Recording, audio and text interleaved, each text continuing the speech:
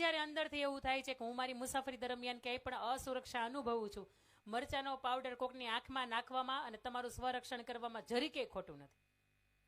જ્યારે પણ તમને એવું લાગે ઘરની બહાર જવું, મને એમ ક્યારેક લાગે અસુરક્ષિત છીએ, એકાદી વસ્તુ તમારી આસપાસ એવી રાખો કે તમે એને વાપરી શકો અને તમે જે સમયે ઉપયોગ કરવાની જરૂર પડે ત્યારે તમે કરી શકો.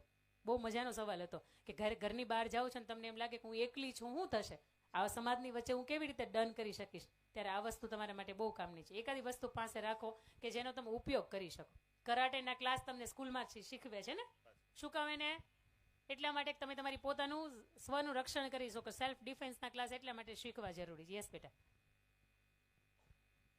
ઘણા સમાજમાં અત્યારે ઘણી જૂની રૂઢિઓ મુજબ સ્ત્રીઓ પર અત્યાચાર થાય છે, એને ઘરની બહાર નીકળવા દેવામાં નથી આવતી.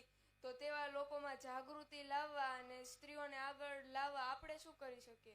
આપણે આપણા તરફથી બેટા એટલો પ્રયત્ન કરી શકીએ કે આ સમાજના આજે બદલવા માટેની અથવા તો આંખ ખોલવા માટેની ઘણી નાટક હતી ને.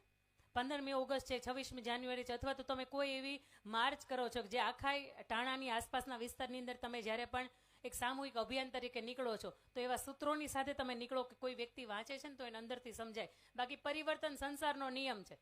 પહેલાના સમયની અંદર જે પણ હતું ને એ પ્રમાણે આપણે ઘરની અંદર, પહેરવેશની અંદર, બોલીની અંદર, રીતભાતની અંદર, ઘરની રહેણી કેણી હતી, એ બધાની અંદર પરિવર્તન લાવ્યા. પણ આજે તે અમુક રિવાજોને જે આપણે પકડી રાખ્યા છે ને એ રિવાજોની અંદર પરિવર્તન આજ નહીં તો કાલ લાવવું જ પડશે. અને એ સમયની માંગ છે. એ હું કદાચ ગમે એટલો પ્રયત્ન કરું તોય નહીં આવે, પણ સમય જેથી તમને થપાટ મારશે ને તે દિવસે બદલવું પડશે. તમે લાજ કાઢો છો એ પરંપરા તમે ન છોડો તો ચાલશે, પણ આવનારી પેઢી જે છે એ માથે ઓઢે છે ને તો એનાથી જરીકે ભેદભાવ ન રખાય કે ભાઈ અમારો સમય હતો પણ લાજ કાઢતા હતા, પણ અમારી પેઢી પૂરી થઈ જાય, હવે તમે નહીં લાજ કાઢો, તમે માથે ઓઢો છો, મર્યાદા જાળવો છો. ઘણી વાત છે.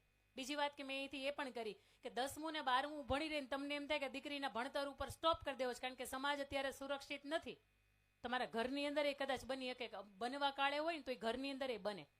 તમને તમારી પરવરિશ ઉપર, તમારે તમારા લોહી ઉપર ને તમને તમારા સંતાનો ઉપર ગર્વ હોય અને તમને તમારા સંતાનો પરવરિશ ઉપર તમને અંદરથી વિશ્વાસ હોય ને કે મારું સંતાન આ નહીં જ કરે, તો એને 10મા કે 12મા પછી એને ઘર તરફ બહાર જવા માટે કે એને આટલું મોટું આકાશ છે તો એને ઉડવા માટે રોક ન લગાવો, એને જવા દો.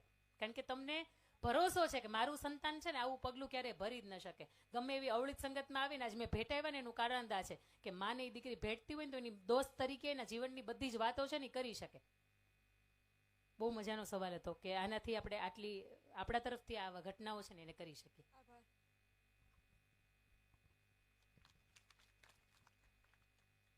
શ્રીમદ ભગવદ્ ગીતામાં કોઈ પણ ધર્મનો ઉલ્લેખ કર્યો નથી, છતાં